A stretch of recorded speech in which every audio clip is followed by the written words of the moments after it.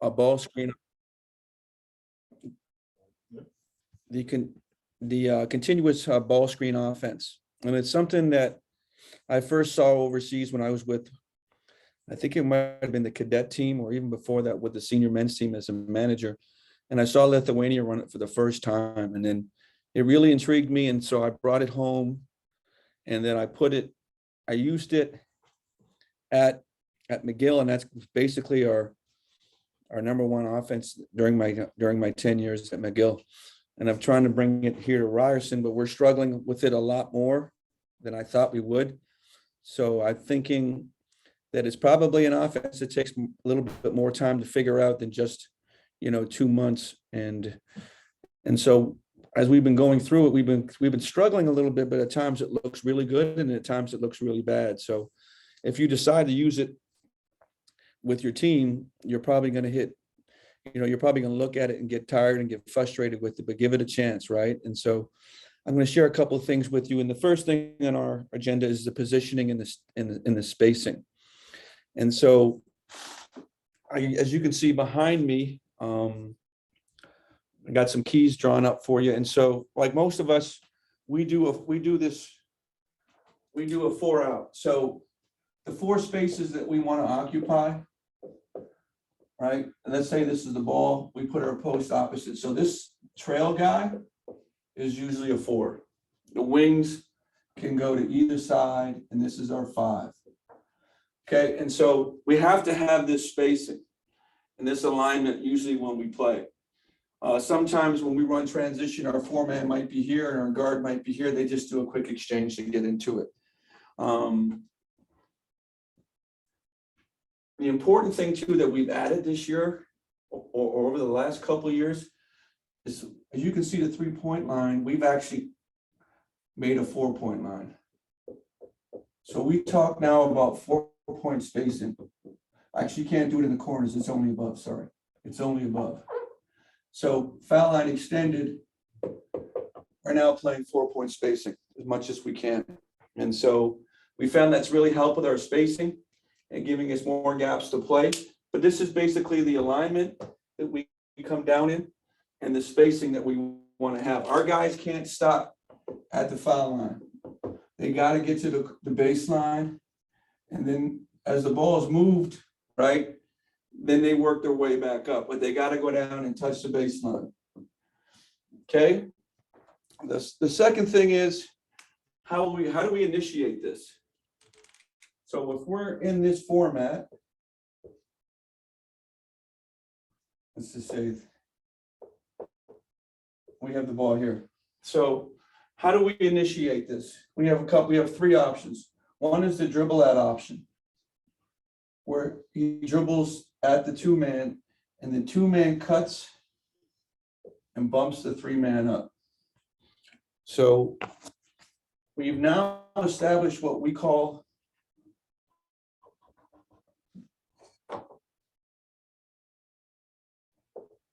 this is the 2-man. Yeah. 3-man, right? 4-man starts to make their way over to set the screen, and the 5 replaces the 4. So now we have what we call our 2-side and our 3-side. So we have 1, we have 4 setting the screen, and we have 5. So our 2-side and our 3-side. And so it's just now it just becomes continuous, where if this person uses the ball screen, 4 is usually going to pop or roll. They're playing their 2-man game. If they decide to throw it to 5, he cuts through and he lifts. And so if you look, can you see here? Yeah, you can see here. So you have 5, you have 2, you send 3 to the corner, 1's here, and the 4 pops back out to create a 3-side again. So here's our 2-side, and there's our 3-side. So they play their 2-man game. They throw it back to 4, the 1 would cut through, the 3 would lift, and we're just doing the same thing on the other side. and it becomes a continuous two-man game on one side of the floor. So the 2-side and the 3-side. So at any time that we're running this offense, our guys can break the pattern, because it's basically a pattern, but our guys can just play and read rejections and read how the defense is playing us, and they can get into a penetration game. And so it's important, we call them the absolutes, that anytime we penetrate, either baseline or middle or the top, that our guys know where to move on penetration. And so that's something that we drill. And we tell our guys that on penetration, if you're standing still on penetration, then you're probably doing something wrong. Either there's a cutter, and most, baseline take equals the baseline drift, the fill behind, maybe a cutter to the rim or post guy relocating. I think as coaches, most of us know that, but we try to make sure that our guys know the absolutes from almost every point of attack, whether it's baseline, whether it's out of the slot, or if it's out of the wing into the middle. Our guys know what they're doing on those penetrations. So at any time our guys want to play out of the ball screen and just attack, let's say we reject the ball screen and we get into penetration game, our guys know where to be on penetration. And we term it, the term absolutes I got from an assistant when I was at Ottawa, and he kind of put it to me this way: if a guy went baseline and closed his eyes and threw it to a spot, that guy would have to be at the spot. So that's why we coined it as the absolutes. And so how do we teach this, right? We teach it through playing small-sided games. So we play a lot of 2-on-2 and a lot of 3-on-3. We play 2-on-2 and we only use half the court, right? And we give them different ball screen coverages. We don't play against the same ball screen coverage all the time. And so then when we get to a point where we're playing, the first thing we're going to recognize is the ball screen coverage. All right. And you can't really run this without understanding ball screen coverage and what the other team is doing against the ball screen. So we'll just come out and we'll run, we call it 2-up, and we'll run 2-up just to figure out how they're defending it. And then once we've identified how they're defending the ball screen on each side, because some teams kind of change it up on both sides, we get into our point of attack and our guys kind of know what to do. And so again, when we play a 2-man game or 2-on-2, we play 2-on-2 and we change it. Sometimes we're in a switch situation, sometimes we're in a hard head situation, sometimes we're in a down or an ice situation, and guys just have to play.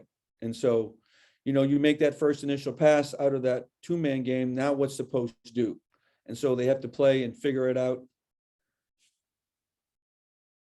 Okay, I'll answer this question. They have to figure it out. Great question. They have to figure it out. And so we just let them play and kind of let them use their instincts, right? We get into DHOs, we get into fake handoffs, we get into, up screens or flat screens or step ups, whatever the case may be. They just play 2-on-2 and kind of read the defense and they're playing. And we drill that at the beginning of practice every day, like we do for 3 minutes on each side, right? The question was, how often do you intentionally look for the high-low between the bigs? Again, we do that one when we know a team is hard hedging, right? And it takes a big guy a little longer time to recover back to the guy that was guarding the first screen.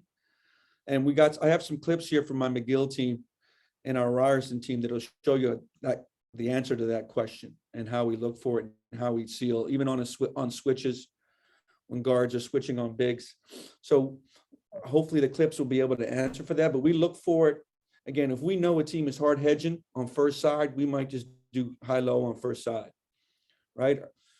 And with my McGill teams, as they got in the third and fourth and fifth year, it became automatic. They just knew when to flash, they just knew when to cut and look high-low. But we always say that you're playing with your partner. In the 2-man game, your partner it's the post and the guard. When we throw it to the other side and that post catches the ball, his first partner game is with his other post, the high-low action, and then he swings the ball, unless we want to play second side. Like we might, and this is, we might recognize that we have the high-low early in a game and we won't go to it. We recognize it and might keep that in our pocket. And then when we want to use that, we're going to say, okay, we're going to play a high-low game now. So it's up to you. It's up to you as a coach in terms of when do you want to use it, but it's one of the options that's definitely available for you, especially when teams hard hedge. Yeah, and then the small sided games too. We play 3-on-3 on the 3 side, right? And we talk about, if they switch it out with the 2 guards, how we're gonna attack the switch out with the 2 guards. We talk about if they're going to ice the ball screen on that side. We talk about cutting the first guard, lifting the second guard, and maybe posting up the first cut if it's a post-up guard, right? There's so many things that you can do out of this offense that you can be creative and think about adding. And I think most of us, it's probably one of the most popular offenses now because a lot of the games that I've watched, a lot of coaches are using it. But most coaches are kind of still running the pattern of 2 up. But you can be creative and do so many different things. And we're going to show you a video of different European clubs and NBA clubs and women's teams using the 2 up offense and some counters and some variations off of it. But the biggest thing for us that when we run this, again, is let's recognize the ball screen defense. And once you recognize the ball screen defense, then your kids are going to know what to do because you've practiced it. And so whatever level you're at in terms of your team, if you're high school, and for me, I try to run this. So when my son was playing, he was 13 or 14, I ran this with his team. I was coaching his team and I ran 2 up with his team because I wanted to see if you could teach it to kids at that age. And we ran it, and then they started figuring out, how to play against it and where we, get the mismatches. Sometimes you're putting people in screens because they're going to switch, so you get matchups that you want to play out of. We know if the 1 and 4 if they're switching the 1 and 4, we would slip the 4-man. So again, we just kind of ask our guys to read the ball screen defense, and then we can make our decisions out of the ball screen defense. And then again, as you go along, you have to get some adjustments and some counters. Like this year, we're finding that teams are trying to take away the reversal. And that hadn't always been the case when I've been running it at McGill. Nobody really kind of try to take away the reversal. And teams have tried to do that with us. And so we had to come up with a counter. And I can show you that counter on the board. One of the things that we do. So when we're playing this 2 side, we have the 5. Again, the 5 has to be at 4-point spacing. If he gets too close to the line, I should use some. Yep. Yeah. If he gets too close to the line, like if your 5 is hugging the 3-point line, it allows this guy to sit in the paint right there, right? And so we like to bring him out all the way here. So this guy has to make a decision. Am I covering? Am I guarding the nail, or am I taking this away? So they started taking this away. So we would always slip it and give this guy a chance to play 1-on-1 if they're out there denying. That's one of the things that we were doing. And then when they started taking that away, we would bring him off the screen. We would send 5. We would still cut through and send 5 to screen 2 and bring 2 off the screen. Right. So that was one of the counters, we would throw it there, and then maybe they would play ball screen. We were just trying to find different counters. One of the things you can do is go back door, right? But we try to find different ways to score out of it. One of the things that you can do out of it too. So if you have 5 and 3, and that they're starting to deny this 5, you just go staggers and bring him off that. Right. So again, it goes back to reading the defense, right? If they're starting to take away our reversals, right, we'll just tell 1 and 4 to play 2-man game one more time, right? Just play 2-on-2 in that one side like we've practiced throughout every morning. You guys are playing 2-on-2, figure it out. We're going to give you an extra possession on that side of the floor to play and see what you can create out of that, right? Whether it's a mismatch off a dribble. And we'll show you that. We'll show you that in some of the clips too. But again, this is an offense that I think everybody can run. I think most of us are running it. Right. And so, you'll see some clips that I'm going to show you from my McGill team and some from our Ryerson team. And we've kind of figured out, like, I don't know if most coaches have I don't know if it's a post-entry offense or whatever you want, whatever the term is you might want to call it, but we had to figure out, okay, like when I was trying to put this together, I was trying to figure out, okay, what are all the different ways that you can guard this? And so we had to come up with answers to all those questions. So I would tell my assistant coach, okay, you're coaching the other team, how are you going to guard this today? Right. And so my assistant coach would come up with ideas and we would try to come up with counters to all of his ideas or her ideas. And so that was one of the things that, we never really ran it against zone in your question, but I've seen teams run it against zone. Right. So I really, I can't say the one thing is you do is you come off that initial ball screen in the zone at one of the tops, you're going to swing it. So you should have a 3-on-2 on the weak side when you play ball screen off that first side, right? But there's so many things you can do out of it. Like we played Argentina when I had Jamal Murray and they went boxing one on Jamal. And so we just said, okay, Jamal, you're bringing the ball up and you're pushing that guy through, and we're just going to play wing ball screen with you in this box and one. So, but I've never really, I can't say that I've really used it against zone. If we come down and yell 2 up and they, they're in the zone, I mean, our guys were able to figure it out kind of on their own, really. Just play off the ball screen, continue to run, but try to get in the paint and create some penetration and get a paint touch. Like we're really high on paint touches and kind of putting defense in closeouts or in scramble situations.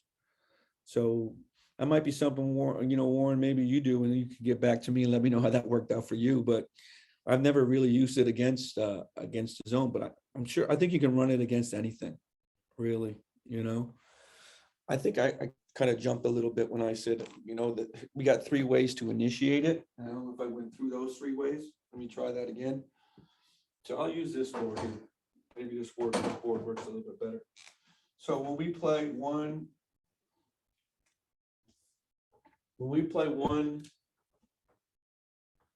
4, 2, and 3, and the 5, right?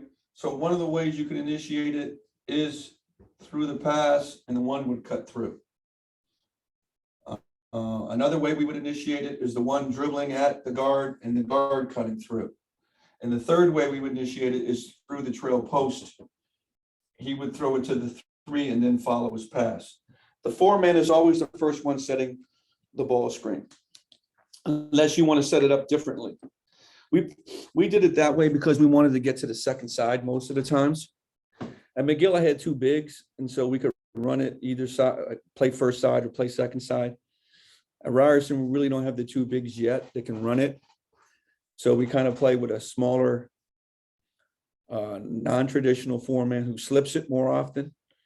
But we're like I said, we're still learning this thing, and it's taken our guys a little bit longer in terms of timing, especially with our 5s getting up to that spot to be the reversal. It's really good if you got 5s, you can shoot it, pick and pop people. It spreads the floor out. If you got bigs who can shoot it, it's something that we run. Again, we might put some people in some different spots to get switches and play out of mismatches. And so those are different things that we're trying to do and figure out throughout the game, right? And throughout the game, you're kind of just figuring out how the defense is playing it, and then you're going to make your decisions. And so again, we think it's easier to play on the 2 side than it is the 3 side. So we want to play as much 2-on-2 than playing 3-on-3 in all actuality. So that's where our small-sided games are in. So we might run a drill where it's 2-on-2 and put that big on the reversals. So to Warren's point, how are you going to drill the high-low? Well, we put a big there and reverse it to the big, and he looks high-low, right? But again, when you're doing it, you want to do it against every defense that you think at high school level. I think most teams are switching it. So what are you going to do against the switch, right? That's when we play the American teams. When I was at McGill, we played the American teams. We would kill them with this. And then they, with all their athleticism, they just start switching everything. And so that gave us the most problems was the switch. And then we had to try to find a matchup. All right. Once we knew they were switching, we would spread it out, try to find a matchup, attack a matchup. We might come off that screen, throw it to the big, and then throw it back to the guard for the guard to attack the big. Or you might throw it back to the guard to dribble over and throw it inside on a post up. Again, there's so many things that you can do off of this thing. It's that's why I love it, because you can just add to it. But you got to teach your bigs how to, at least one dribble in case they got to go DHO instead. You got to have your bigs being able to throw a bounce pass back door. So we're working with our bigs in terms of how to pass off of one hand, off the dribble, because I remember one team tried to push up on our bigs when they were out there on the perimeter trying to make that pass. And so we had to work on our ball handling. Again, that's, the defense presented something to us, and then we had to find the solution. And that we just worked on our ball handling with our bigs as much as we could.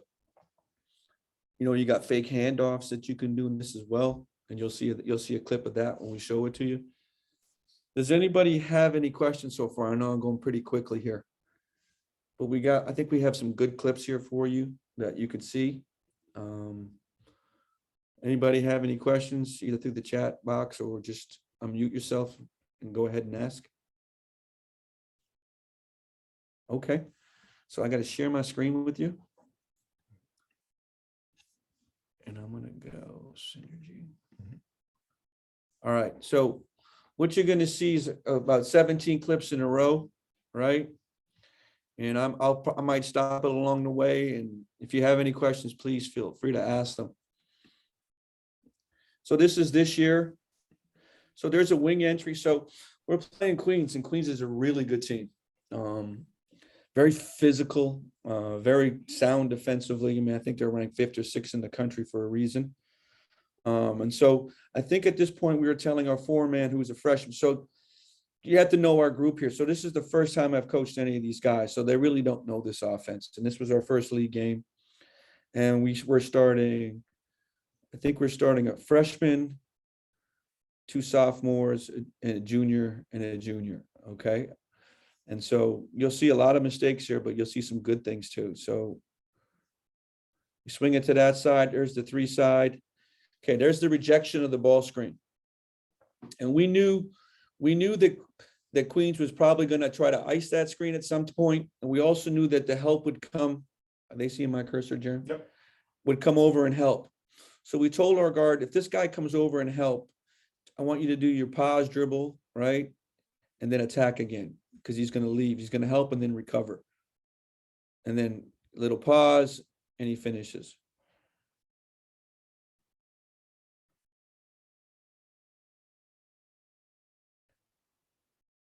So here's our 2-man game. So again, Aaron needs to be up here. Number 23, Aaron needs to be up here. We need to get Marcus at this 45 and then the guy in the corner. But we want to play 2-on-2 as much as we can. So here's our 2-on-2. Pick and pop, rescreen, pop. Aaron shouldn't be over there. And now we have a big guy knocking down the shot. Swing it. See, the 5 is taking too long to get out here. Again, this is another freshman, so he needs to be out here, and Marcus needs to space a little bit, so our spacing's not where we want it to be. Okay, again, the rejection. So he liked his matchup. He thought he could take him off the dribble. Here goes the baseline take, and you can see our middle guy was going to cut to the rim for a pass, because everyone's got their heads turned and watching the ball. So we don't run this well because we jog some cuts. Our point guard jogs some cuts. Let's take a look at this question. Who can see your messages? That one I don't know. No, you got to go down there. Here? Yeah, you got to. Here we go. Okay. How often are you rep each? How often do we rep each option? We play 2-on-2 and 3-on-3 every day. So I would say every day, right? For 3 minutes on each side. Right? And we'll just, like, again, change the ball screen coverages. So we do this every day. Exit. Okay, good. Thank you. But again, you see he scores and we have a cutter. So that cut, so this is my McGill team. You might see the difference in the way we do it. See, we've already started it through the 4-man early. He explores, plays again, swings it, rejects it, gets fouled.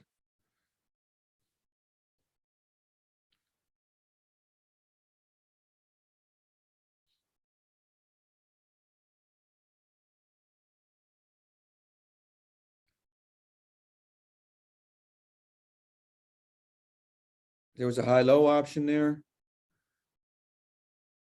Again, and we gave these guys, again, see, he misses the pop guy here, right?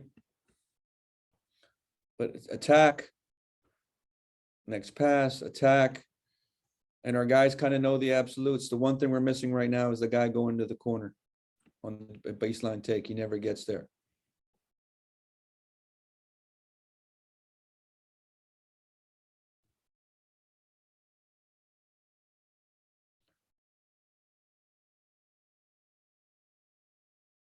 He finds him, and we get the layup.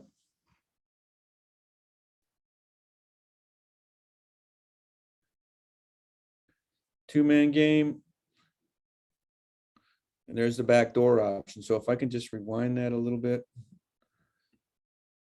So we cut the first guy through, and they denied the second guy in the lift, and he goes backdoor and finishes.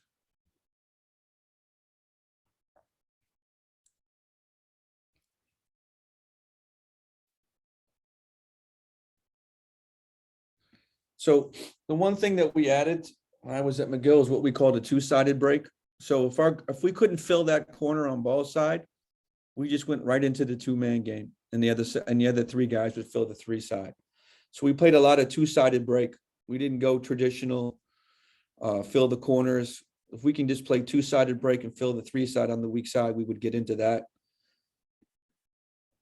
And they get right into it. We swing it. There's a mismatch. So on the mismatch, he rips it, he seals, and now we should be in our absolutes. Here comes Sam with the cut. No pass, finds the corner. We hit a three.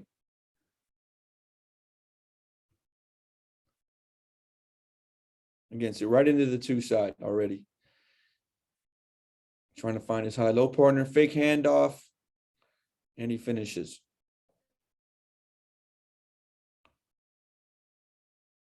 I think we go right back into the two side. He's pushing him through. Okay, he gets there, cuts, lifts, rejects it.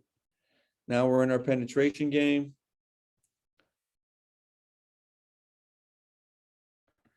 Now, one of the things that is another topic in how we play, and we've added this cut. I went to Europe and I saw this.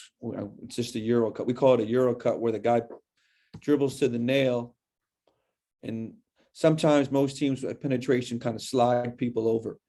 Well, we've gone into what we call Euro action. So he'll penetrate and he'll fill in behind, so he's catching it and going downhill like this.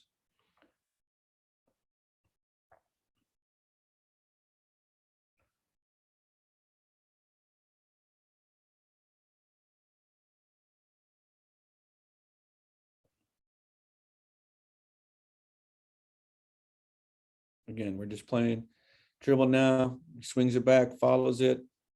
This is our 4 and 5 playing together now. That was our 4-man who took it to the rim. This is how you know, guys, when you're coaching in Quebec, there's 1,000 lines on the court. You told me to stay in the coach's box. I said I couldn't tell him where the coach's box was. There's too many lines. Again, so if I can rewind that. So they're playing pick and pop, and then they play again, right? And I'm an analytics guy, but I'm not a big the mid-range jumper is something that we're going to take. Okay, Coach wants me to replay that one again. Go ahead, Coach. Okay, so you see the initial two-man game. Let it go. That's me. Sorry. Here's the first one, pick and pop. He's not happy with it. Rescreens again, gets the big going downhill, pulls up for the jumper. In a 24-second clock, you can't sit around and wait for a three because that might be the best shot that you get. And so if that's the best shot we're going to get, that's the best one we're going to take. So that's our press break. And now we're right into it, right?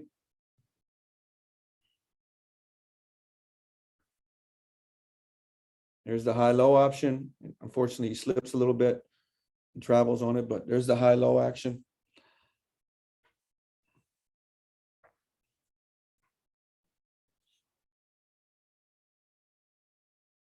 Explores baseline. There it is. Comes off of it. They switch. So one of the things we talked about is what do we do on a post catch? And so we came up with what we call gaggle. And oh, this is the cut. Sorry, the next one's the gaggle. This is the cut. All right. Here's just the guy cutting and scoring. Again, out of our inbounds, can we get into 2 up? Our guys recognize it. Get balanced. So here's our 4 and our 2. They switch it. We go to the post up. Now this is the gaggle. So we're going to send this guy and this guy to pin their 2 guys, and we're going to lift the corner guy to a 3. He throws it to the spot, and he has to be there. This is our Ryerson team doing it this year. And again, we recognize how they were playing our ball screen, and they were cheating with the helper and the guard. She's already in the lane in case he had to come over and help this big guy out. Again, we pin the weak side, we throw the gaggle, and we hit a 3. That's all the clips? Okay. So how do I do this now? Yeah, I want to get out. So we want to show stop sharing. Yep. Okay. And then if I want to share it, I go another way, right? Yep. Okay. So any questions about any of those clips? Any comments that anyone wants to share? No, we're good. Okay. All right. So I'm going to share with you some other teams and how they run it and some of the counters and options that are available. All right. So I'm going to do this here. Chrome. There. All right. Open it up. Okay. So I'm going to let you watch it a little bit. We'll go through it. It's right here, Jeremy. Yep, go ahead. There's the first action. Their 5-man hasn't really come out yet. Now, so instead of cutting that guy through, they brought the bottom guy up instead of flare screen for him. So that's a nice wrinkle. I've seen some schools do that against us when they run 2 up, where they bring that guy up and they run that flare out of it. Instead of cutting the guy through, they bring the corner guy up and they flare it.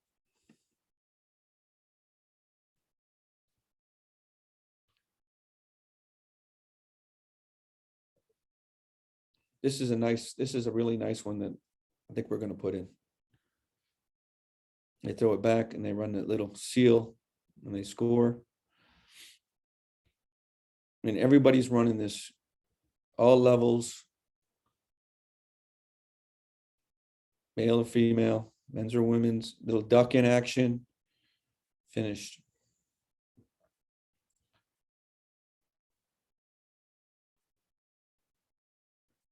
Now they run a double cut here. I've never seen this before. Go ahead. Cut, and then they bring that guy out. So that was interesting to see.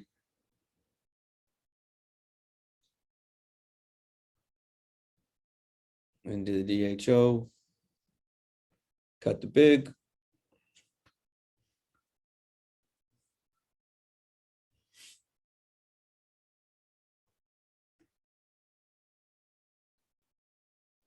So they initiated out of a pick and pop. They go pick and pop, and now they're into it. Hand off to a ball screen and to a pin down on the weak side. So some nice wrinkles out of this. Again, you can create your own. Cuts through, he screens, pops. Now we're playing out of the mismatch. They got the switch they wanted, and now they're playing out of the mismatch.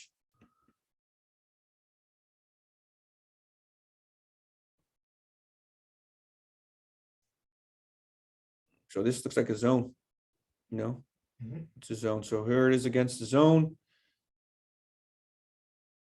Just screens and gets in the paint.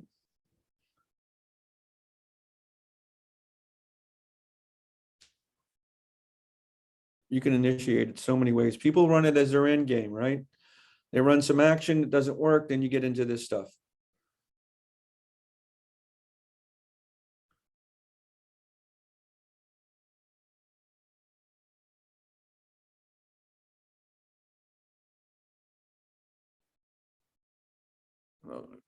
Little action there. So many different ways you can get into the 3-side and the 2-side.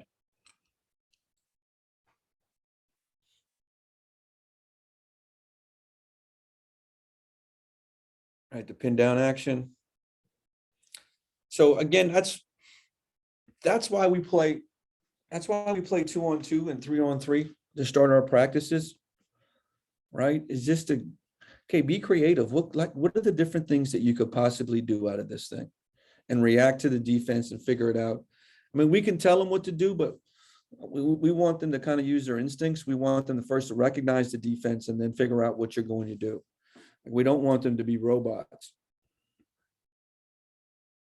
And most often when we play, we don't like to play on the first side. We like to play off the second side because they might switch on the first side because it's with our foreman, but they usually don't switch with the 5 side. There's a question here. Hold on. I'm going to pause it, check out here. Yep.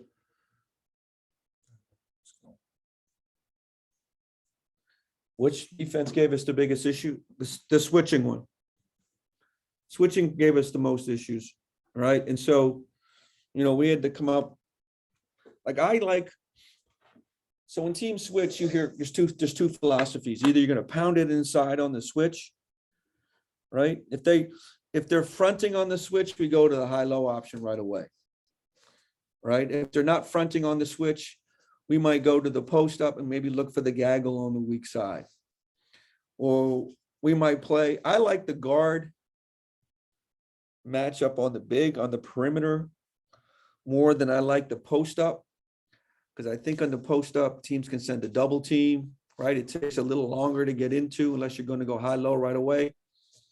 So we try to teach our guard. So we play one-on-one with our guards and our bigs defending the guards in a switch scenario, and give our guards a little bit of space to play with. You can't go zigzag, or you can't use this much of the court because teams are going to be in help defense. But you got to play one-on-one with the big and kind of get them into rocking him a little bit and getting him to step backwards. And we're looking to get a 3 out of that more than we're looking to get a penetration and kick out. Like, we want that guy to play one-on-one and find a way to score from the 3-point line. So that's something that we would drill as well. But you can attack the matchup on the inside, or you can attack the matchup on the outside. And I'm not sure if everyone's familiar with the boomerang concept or the terminology. When I got here, I had my own terminology, and then I got a couple of assistant coaches that are big, heavy NBA people. And so I had to learn some new language. And so if we're playing, if it ends up we're playing 1 and 5, we have 4, 3, 2, sorry, other way around. So this is the 1 and this is the 5. And he comes off that screen and they're switching. He's taking them down. We'll throw it to the 4. And then the 1 will back up a little bit and we'll throw it back to the 1. This pass back to the 1 is the boomerang action. And he's attacking the big downhill. Hold on, Coach. Oh, you guys can't see that? One more time. Okay, let me try that again. So the boomerang action. So if the 5 is in the ball screen, let's say it's the 1, right? He rolls and they switch. We have our 4 or 3 and our 2. He'll come off this screen because he knows they're switching. He'll make that pass, get to this point, we'll throw it back, which is the boomerang pass, and then we'll attack the big downhill. So we play, that's where we initiate our one-on-one guard, or we'll just say, you know what?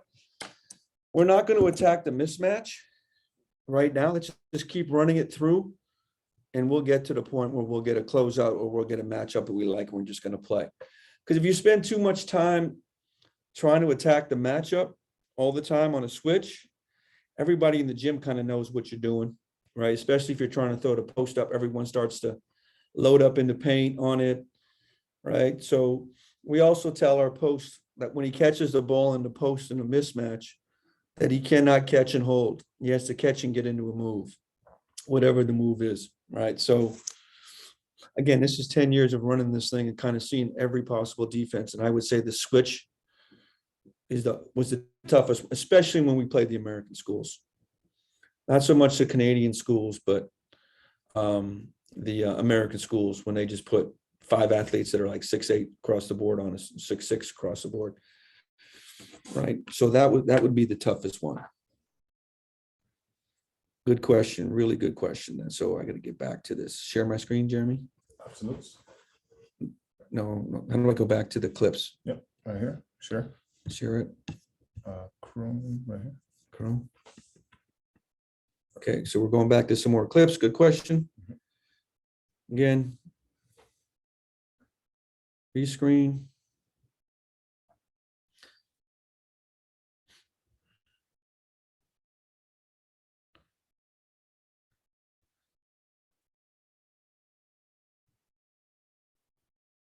Okay, so that's a good example of that middle guy just setting a screen.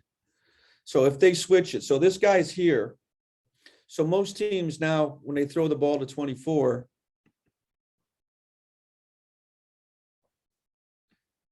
they'll just switch these 2 guards. This guy will stay under the paint, and this guy will switch out on the perimeter. So we tell this guy to screen his own man. On any of these switch scenarios, you screen your own man. See, so he actually was going to screen both of them. You got a piece of the second guy.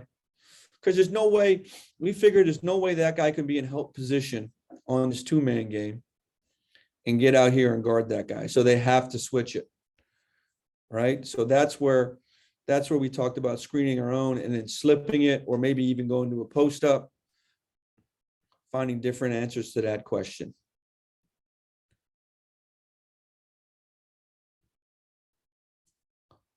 Okay, so you're seeing a lot of this now too, where they run the UCLA action. The guard cut through on the 3 side, comes back and back picks the big. So I'll show you that one again, because I've seen a lot of teams running this now. Get back to the next clip. It's okay, Jeremy. It's okay. Is it the next clip? Should be first one after that. Yeah, it's the one after this one.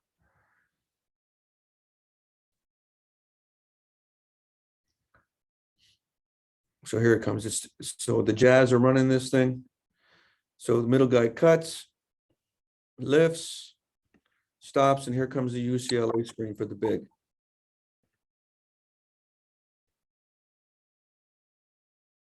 And they get a bucket. Oh, okay, I'll check out the question here. Well, what are the absolutes? What absolutes are what we defined as a on penetration, where the 4 other players are moving on penetration. And so we've worked out absolutes on slot penetrations. We've worked on absolutes on baseline penetration. So what are the 4 other guys doing on baseline penetration?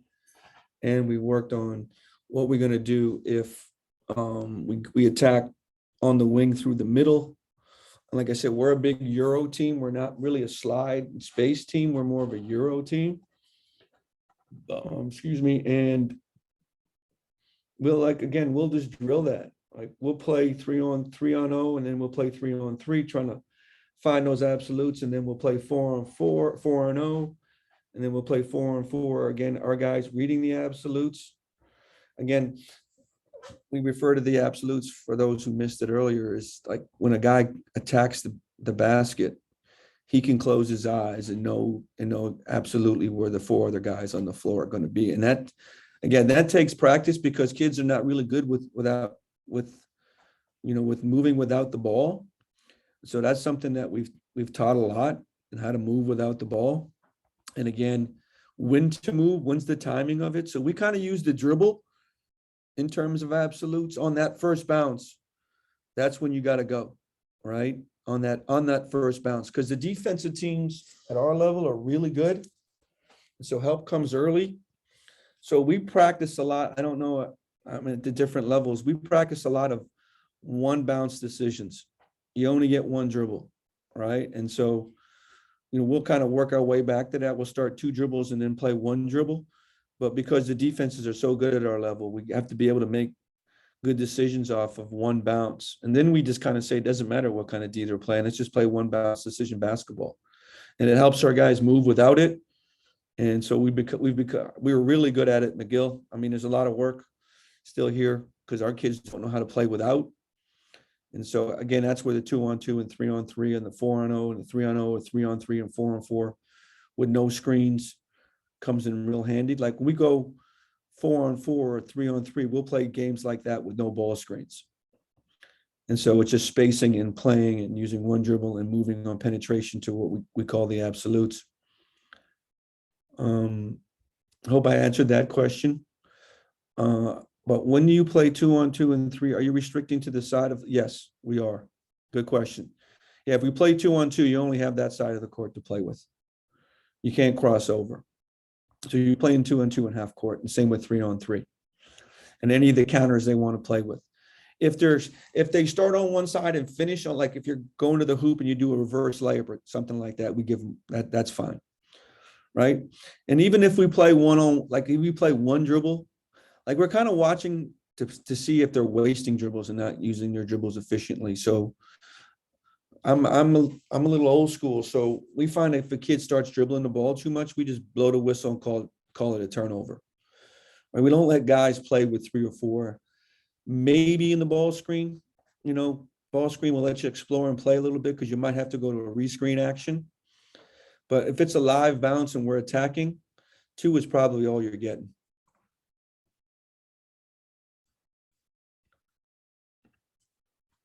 Oh, so 2 is probably all you're going to get. Okay. Okay. Okay, good. So I hope I was able to answer that question for you. Again, this is something that you got to play. I think you got to play the 3-on-3s and the 4-on-4s before you get to the 5-on-5s. Right. And learning the spacing, like I think most of us have played the 3-on-3 game where only layups and threes, right, are allowed. Right. And so we'll play that out of 3-on-3 and we'll play it out of 4-on-4, where you only allow, even 2-on-2, where you're only allowed layups or threes. That kind of helps us with our analytics game a little bit in terms of the kind of shots we want to get and to get that space, right? Kids are not really good with space, so we really insist on spacing. And if you come to McGill practice and guys were in that 4-point spacing, we would just turn it over. We had to get it and drill it, and where it really helps us too, not only in our 2-up, but in our dribble drive offense and having that extra space and creating those gaps. And I know at the young level, a lot of people are running the dribble drive offense, and so we really emphasize the 4-point line spacing in dribble drive, and that's something that I think I picked up from the Sixers was the 4-point spacing, and it's really helped us and helped our guys in terms of not crowding the 3-point line at the top. Again, I think that this is a 2 offense is good for any level. Like I said, I ran it with my son's team. I know they kind of introduced it a little bit at Canada basketball in their junior academy. I mean, I think most of us in our coaching at some point have a ball screen game in it. And so teaching our guys how to be efficient in 2-on-2 ball screens, I think is is important, and being able to read defenses. In your more traditional, I see a lot of people running the spread ball screen and then trying to teach their kids how to read the tag. And so that's all stuff that just comes with reps and reps and reps and not really playing 5-on-5, right? And so you can do so many different things out of the 2-up. Be creative. If you're going to use it, be creative. Man, I just showed you the base, right? And then I showed you some wrinkles. But when you're on the floor and you're coaching your team, you're going to see some wrinkles. You're going to see some adjustments or some counters that you like, and put it in. And don't be afraid. Don't be afraid to put it in. If it doesn't work out, we'll spend a whole practice running something, not a whole practice, but a lot. So if we have something, we got 8 minutes to drill this, and we're drilling it, and we see something different, we're going to change it up, and we're going to drill it again, and we'll change it up and drill it again until we finally get it right, and that we're comfortable with it, and then we'll stay with it. But a lot of it's experimentation, right? And seeing, what works and what doesn't work, especially with your personnel and what your personnel can do. So I think it's a pretty basic offense that everybody can run. It's 5 out, really kind of limits the help a little bit. And then your team knowing how to play without the ball a little bit helps you as well. And at first, it's not going to be pretty at first, because your kids don't know how to move without the ball unless you're already teaching it. And you're going to be frustrated because they're going to turn it over. And they're not going to be able to play 2-on-2 out of the ball screen because they don't know how.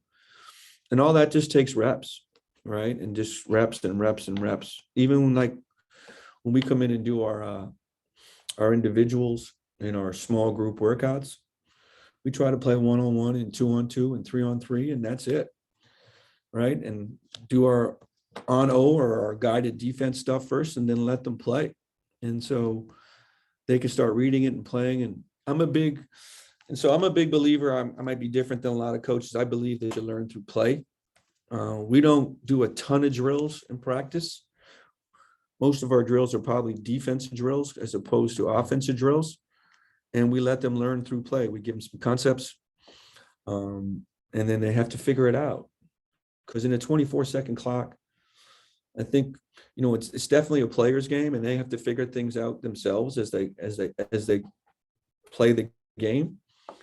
And so we'll do some scrimmaging, or what we call 1/2, and we'll just play, and we'll teach through the play. We'll stop it, teach it, or correct it, and then go back and play. So I know that might be different from a lot of coaches who feel they have to drill. Even in an offense like this, we teach the whole, and then we go kind of back to the part. We watch them play 5-on-5, figure out where they're making their mistakes, and then the next day we'll go back and drill it in the 2-on-2 or the 3-on-3. So we kind of watch the 5-on-5 and watch them make all the mistakes that they can, and then go back the next day and kind of correct those mistakes from what we saw. Are there any questions about the 2-up or anything that you want to ask me about? I know I went pretty quickly. I apologize for that. And sorry for any of the technical issues. No questions? Okay. Oh, I'm glad. I appreciate it. Thank you. Again, I haven't done one of these because I'm not tech savvy, but I think I might be able to do another one soon. So I appreciate your patience. I thank you again for tuning in. I know 4:00 was not the greatest hour to come in when people are working, but today happens to be my birthday, so I want to get home. So, so I thank everybody. And if you need anything, appreciate all the thank yous, all the happy birthdays. If you guys need anything, please, coaches, if you need anything, please feel free to reach out to me, either through the email address on the Ryerson website. If you want to come watch practice, please reach out. I'd love to have you at practice. It's open practice for everyone. If you want to get to a game and watch a game, anything, please feel free to reach out. I appreciate you listening today and taking the time. Thanks very much. Well, thanks for thanking the coaches. And so I guess I'll step in here and thank you, Coach, for the session.